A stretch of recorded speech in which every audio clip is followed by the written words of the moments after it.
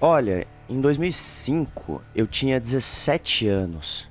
Então eu era um adolescente tentando entender o que era música, né? E tentando achar minha identidade musical também, né? Eu escutava muito na época power metal, tipo Stratovarius, Rhapsody, Angra, né? Xamã, enfim, várias Halloween, várias bandas me inspiraram nessa época e e a partir daí eu queria criar alguma coisa relacionada às coisas que eu ouvia na época, né? Eu sabia que eu queria criar alguma coisa, mas eu não sabia exatamente o que, né? Lógico, eu tinha outras influências além do Power Metal. Por exemplo, eu escutava muito Children of Bodom na época, né? E músicas do estilo, né? Tipo sei lá, um death metal melódico, alguma coisa do tipo. Então, essa foi a ideia inicial, né? Da música em questão e da época que eu vivia. Sim, sim, foi naquela época. Mas o nome da música não tinha nada a ver com o propósito que ela tem hoje. Na época eu jogava um jogo chamado Final Fantasy VII. E os personagens tinham algumas magias e tal. Aí o que aconteceu? Uma dessas magias se chamava Death Sentence. E eu lembro que tinha um visual super bacana. Que vinha a morte e foi salvo o inimigo e causava um dano interessante, assim. Enfim, eu achava aquilo legal. Aí eu batizei o nome da música como Death Sentence. Aí só muito tempo depois que ela teve um propósito real mesmo, que coincidiu com a letra da música. Mas inicialmente não tinha nada a ver mesmo. Era só porque eu curtia o jogo. Bom, então, no começo, construir essa música era meio que montar um quebra-cabeça, mas sem ter a foto do que você quer montar. Então foi muita coisa na tentativa e erro também, assim, sabe? Eu sei que eu queria algumas coisas, mas eu não sabia exatamente o que.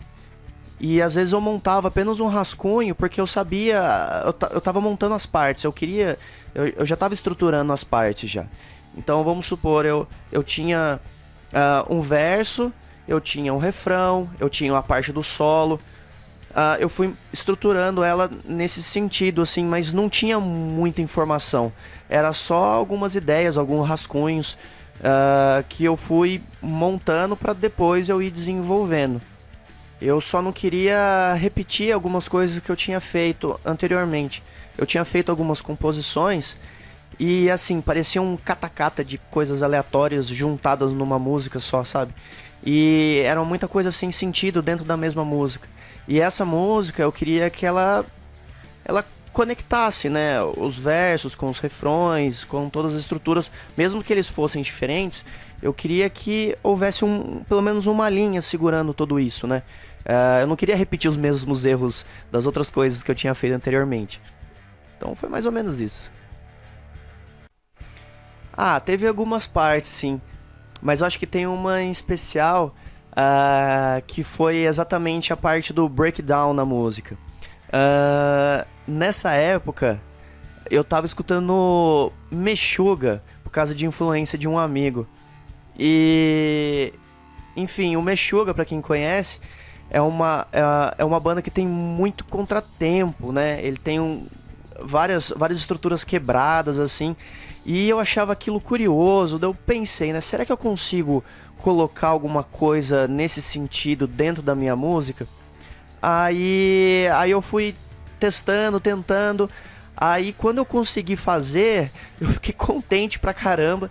E, e a hora que eu coloquei e eu escutei depois, eu falei, nossa, era exatamente isso que eu queria. E eu fiquei feliz pra caramba. Então eu acho que é uma das partes favoritas da música. Eu acho que é esse trecho aí do breakdown. Nossa, foi um período muito frustrante, pra falar a verdade. Porque eu tive muitos bloqueios criativos, assim. Eu começava a fazer alguma coisa, aí eu travava, não conseguia desenvolver.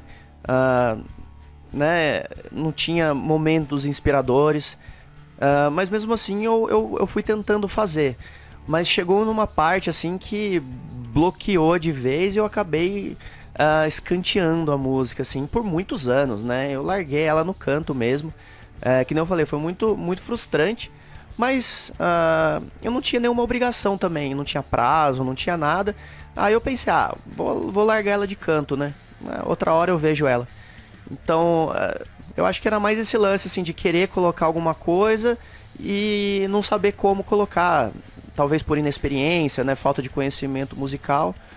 Ou simplesmente de amadurecimento mesmo, né?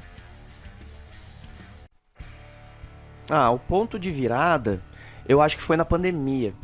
Foi nesse período da pandemia. Porque nessa época que todo mundo ficou enclausurado, né? Alguns amigos entraram em contatos e pra gente fazer alguns covers, tal, colaborativos, tal, cada um gravava na sua casa. Teve muito isso na época, né? Aí o Ikeda, o Roberto Ikeda, um grande amigo meu,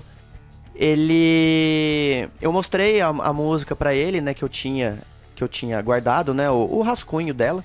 E ele achou super interessante, achou super legal a música. E ele veio com umas ideias, assim, super interessantes. Aí ele um exímio baterista, né? Ele deu algumas ideias de bateria, né? E eu fui aproveitando tudo que ele tava falando e tal. E me ajudou bastante na época, inclusive, com algumas ideias. E eu acho que foi o start, assim, pra uma reviravolta, pra eu voltar a mexer na música.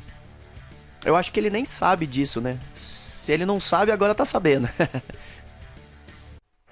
Ah, a letra da música, ela foi bem depois, mas foi nessa época aí da pandemia também. Nessas conversas que eu fui tendo. E assim, pela época mesmo, né? Toda a movimentação política na época, eu não concordava com muita coisa que estava acontecendo. E isso, de certa forma, me inspirou a escrever um pouco da letra. Que falava sobre um. Falava não, ele fala, né, sobre um político corrupto. Que ele morre e conta todo esse período dele, desde o período que ele morreu até o julgamento final dele. Então ele retrata basicamente toda essa angústia de ter feito muitas coisas ruins em vida, né? E esse processo meio que de arrependimento, essa angústia, né, de saber que fez as coisas erradas e agora não tem mais tempo de voltar atrás, né? Então, mais ou menos esse é o conceito da música, né? Pega esse período, não tem nada a ver, né, com o período que a gente viveu, ao mesmo tempo tem, né? Aí vai depender de cada pessoa como vai querer interpretar a música também, né?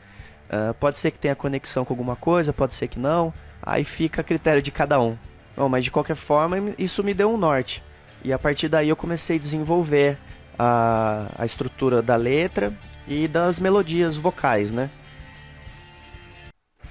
Cara, isso é muito louco se você parar pra pensar. Porque é o seguinte, o eu, adolescente, cheio de expectativas, de energia, criou todo o esqueleto da música, da parte instrumental. Então ele colocou muita energia, colocou várias coisas assim, e só muito tempo depois, o eu mais adulto conseguiu construir a letra, uma mensagem, para passar uma mensagem para as pessoas, uma coisa mais madura, mais concisa, né, mais pé no chão.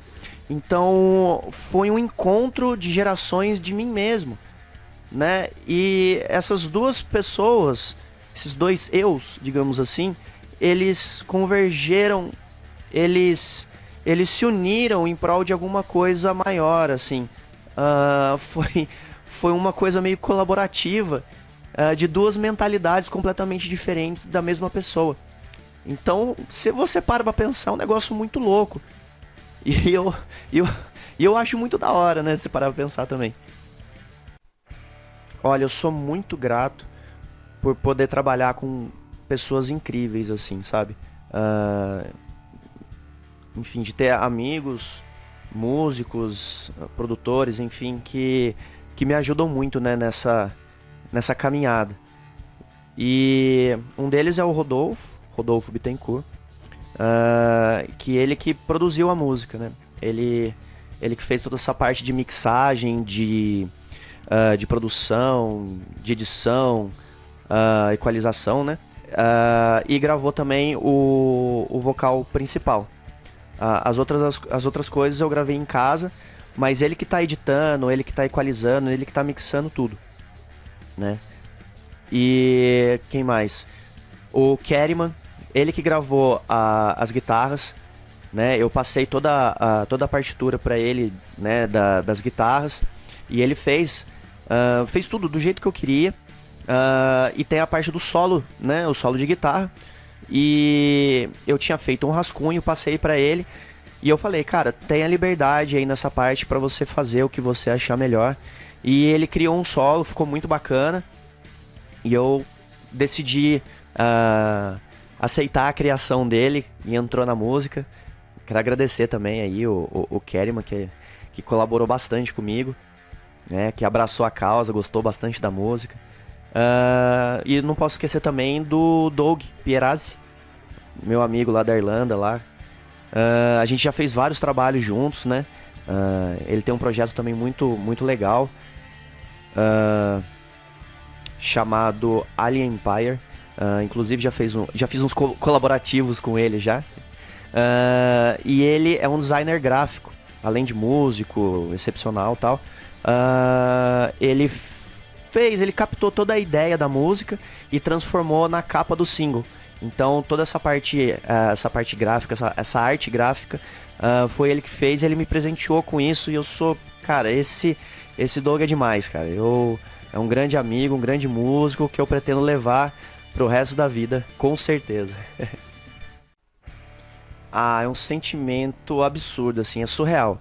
É uma coisa que eu desejei muito, há muito tempo. É a primeira vez que eu lanço um single completamente meu, né? Eu já criei coisas para outras bandas, arranjos, enfim, já fiz várias coisas, mas eu nunca tinha feito uma coisa que era completamente minha. Então é um sentimento muito legal, ainda mais de uma música que tem uma história tão longa, né? Eu até brinco que essa música é meu filho de 20 anos, porque aconteceu tanta coisa nesse período, né? Teve altos, baixos, bloqueios, epifanias, enfim, teve muita coisa, tem praticamente uma história dentro dessa música. E isso me emociona demais, assim. Eu tô muito feliz, tô muito satisfeito, muito alegre de poder contribuir e deixar isso para as pessoas. Porque eu acho que um músico, ele além de fazer uma música para si, ele faz para as pessoas também. Então, eu quero muito que as pessoas escutem e se identifiquem com ela de alguma forma, né?